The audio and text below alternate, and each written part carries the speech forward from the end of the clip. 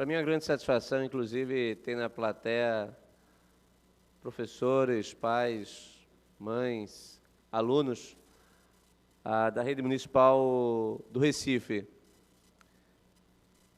Inclusive, para quem não sabe, quem está na nossa plateia, nós temos um trabalho diário de fiscalização das escolas públicas do Recife. Uma plataforma chamada Raio-X das Escolas. raioxdasescolas.com.br. Qualquer um pode entrar, pode acessar a escola, pode verificar o número de professores, de alunos, a temperatura em sala de aula, condições da biblioteca, a infraestrutura, se há parquinho, se não há, quais são as grandes demandas, fotografias da própria rede. Esse é um trabalho de fiscalização que já está no seu 7º ano. E todas as vezes que nós vamos às escolas, e nós fazemos isso todos os dias, nós preparamos requerimentos que são aprovados aqui na Câmara, inclusive com pedido de tomada de providências para o secretário de Educação, mas também consciência para o Ministério Público e para o Tribunal de Contas. Dessa forma, a gente une os pontos de todos aqueles que são responsáveis pela elevação do padrão da escola pública na nossa cidade. Inclusive, quanto ao seu gasto e também quanto aos investimentos e também a performance dos alunos no que se refere à Prova Brasil e também do IDEB. E o assunto que me traz aqui, vereador Gilberto Alves, é justamente tecer alguns comentários e até fazer um elogio a um programa que a Prefeitura lança, que é o programa do xadrez nas escolas.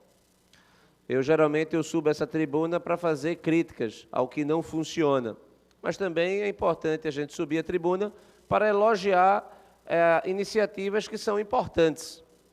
E, nesse sentido, considerando que é tão importante o xadrez nas escolas, destinei parte das nossas emendas parlamentares para o orçamento do próximo ano, R$55 mil, à compra de tabuleiros e peças para este programa, que eu reputo ser da mais alta importância, elevadíssima importância. Eu, inclusive, no tempo, como jogo xadrez, vereador Almir Fernando, muito tempo, eu recordo que um dia, talvez o dia mais feliz, quando eu estava aqui do outro lado da rua, como estudante na Faculdade de Direito do Recife, foi quando um professor, que era colecionador de tabuleiros, ele entregou toda a sua coleção para os alunos e, de repente, a gente chegou na faculdade e tinham mais de 10 tabuleiros com relógio.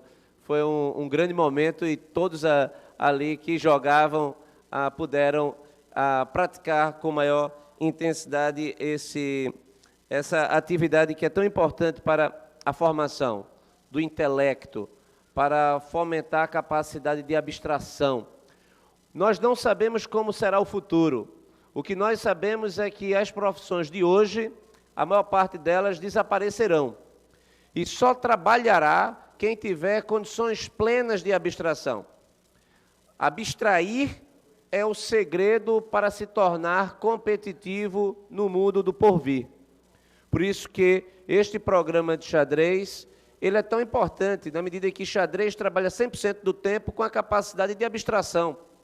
Quem joga xadrez não pode perder o foco. Se perder o foco, perde o jogo. Tem que manter a capacidade de concentração ativa durante um longo período e também tem que desenvolver estratégia. A vida também é assim. Quem não tem estratégia, dificilmente consegue atingir os seus objetivos. Então, eu subo a essa tribuna para parabenizar a todos os envolvidos desse programa, um programa tão importante. E também subo, e até para também puxar, já que é o secretário de Educação, para também não só fazer elogio, ele publicou um artigo intitulado Checkmate na Educação, na Folha de Pernambuco, para propagar o programa, quando, na verdade, deveria ser Checkmate da Educação, ou seja, a educação dando checkmate na falta de conhecimento, na ignorância. no analfabetismo e não levando o checkmate. Então, aqui as minhas recomendações para que este programa siga em frente, porque ele é um programa importante e que, onde ele foi implementado, presidente Chico Kiko, deu certo. Na Rússia, na Finlândia, seja lá onde for, investir no xadrez é certo para o aumento, a elevação do padrão da qualidade do ensino. Então, aqui minha saudação a todos vocês e meu muito obrigado, presidente.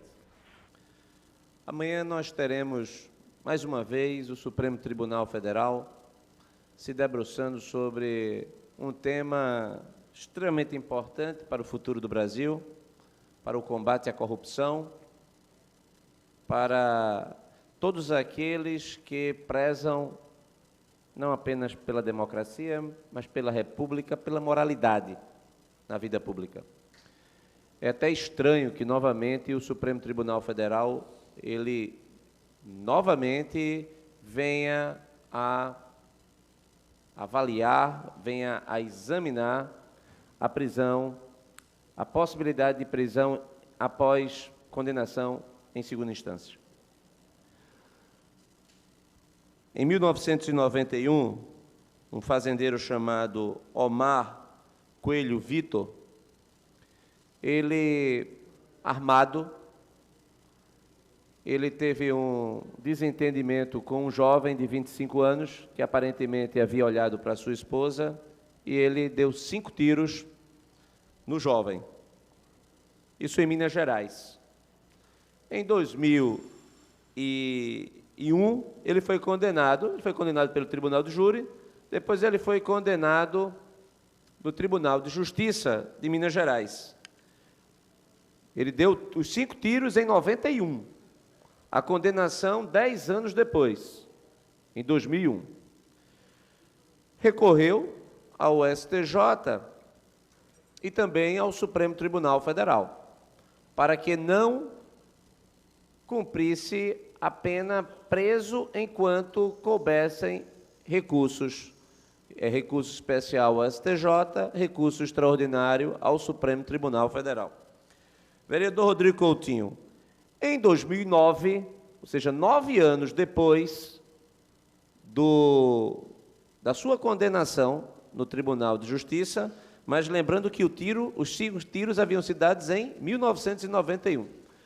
O habeas corpus dele vai ser julgado pelo Supremo Tribunal Federal, que em 2009, por 7-4, 7 ministros contra 4, muda completamente o entendimento acerca do momento exato do cumprimento da pena. A partir de 2009, o habeas corpus a Omar Coelho Vitor permitiu que ele respondesse em liberdade até que houvesse o trânsito em julgado, até que houvesse o julgamento no Supremo Tribunal Federal. O Supremo Tribunal Federal garante o habeas corpus e o processo dele continua no STJ e por mais 12 anos no STJ. Em 2012, ocorre a prescrição. Sequer o julgamento é feito em definitivo no Supremo Tribunal Federal, mas a prescrição ocorre, vereador Rodrigo Coutinho, em 2012. Veja, os tiros foram dados em 1991 e em 2012 ele consegue a prescrição. Perguntado o que é que ele... qual era a opinião dele sobre isso, ele disse, eu tinha bons advogados em Brasília. Então, ele, inclusive, foi um momento até de absoluta... Ele tripudiou com a justiça, tripudiou com a vítima, né? A vítima, até hoje, carrega as marcas, já que não morreu, por sorte, dos 5 tiros levados em 1991. A jurisprudência do Supremo Tribunal Federal, ela mudou, portanto, em 2009. Os ministros, ao longo de 7 anos, puderam verificar que erraram. Erraram porque a impunidade, ela passou novamente a ser regra, num amplo esforço de contenção à criminalidade. Em 2016, o Supremo Tribunal Federal, então, volta ao padrão antes de 2009, de que a regra condenou em primeira instância, perdeu-se também em segunda instância, condenação em segunda instância, réu já recorre preso, na medida em que não há efeito suspensivo nem para o recurso especial, nem para o recurso extraordinário. Então, o Supremo Tribunal Federal muda de posição em 2016. Essa é a posição atual. E por que o Supremo Tribunal Federal vai rever quando ele teve, inclusive, a experiência do passado no que se refere ao desastre no concernente à impunidade no Brasil?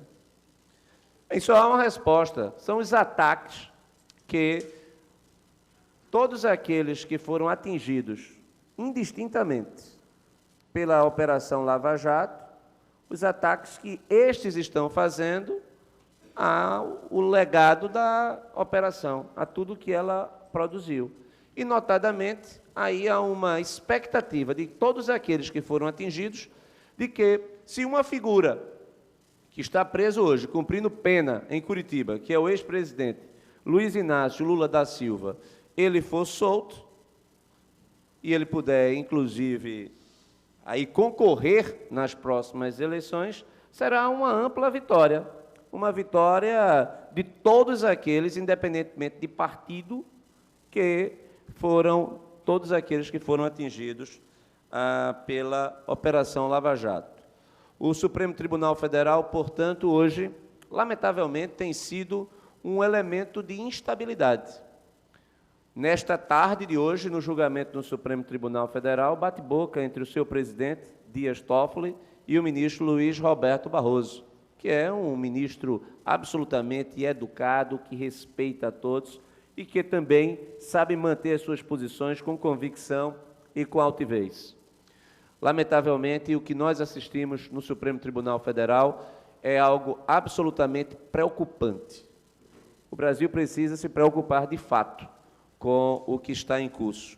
Primeiro, há um mês, a anulação de sentenças dadas pelo Supremo Tribunal Federal por entender que delatado deveria falar depois de delatores, quando não há previsão legal no que se refere às alegações finais de um processo em primeira instância.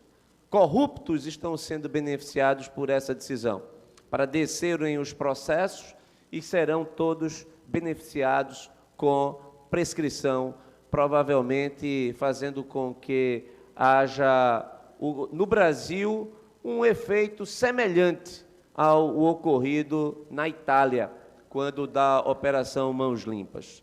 A Itália, quando o aparato institucional ele começou a se fortalecer e a bater de frente contra a máfia e estava obtendo vitórias significativas pela ramificação da máfia no aparato político, no verdadeiro combate à cleptocracia, a um verdadeiro combate à imoralidade. Posteriormente, os mafiosos, os criminosos, todos os partidos envolvidos se juntaram para tentar dar rasteira na Operação Mãos Limpas, e foi isso que aconteceu. E hoje nós estamos acompanhando com muita preocupação esse efeito semelhante a essa tentativa desse movimento que a gente pode até simbolizar como o grande Lula livre. Ou seja, Lula livre significa, na verdade, o combate a todos aqueles que combateram pela imoralidade, todos aqueles que combateram contra a corruptocracia, a cleptocracia que foi instituída aqui. O presidente Lula que saia da cadeia por ter cumprido 1/6 da pena. Inclusive, aí também, o Brasil tem uma legislação de execução penal das mais lenientes do planeta. Mas que saia, porque tem direito a sair. Mas tentar o sistema, o mecanismo atingido, procurar revidar, para destruir o legado da Lava Jato é algo danoso, prejudicial e inaceitável. O Brasil decente precisa se manter vigilante, combativo, combatente. Caso contrário, voltaremos ao período em que atacar a máquina pública, as empresas estatais, era o objetivo principal dos partidos que governavam o Brasil. Não podemos voltar a este tempo, não são apenas palavras, não são filigranas, porque ninguém pode dizer que o Petrolão não existiu, até mesmo contabilizado na contabilidade oficial da Petrobras, senhor presidente, para concluir, apenas no primeiro momento das descobertas, 6 bilhões de reais contabilizados como propina.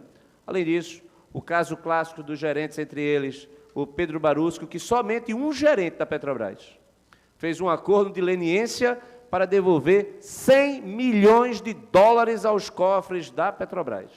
A prevalecer o entendimento daqueles que estão lutando contra o legado da Lava Jato, em breve, não será apenas Lula livre, será Eduardo Cunha livre, Antônio Palocci livre, Vacari livre.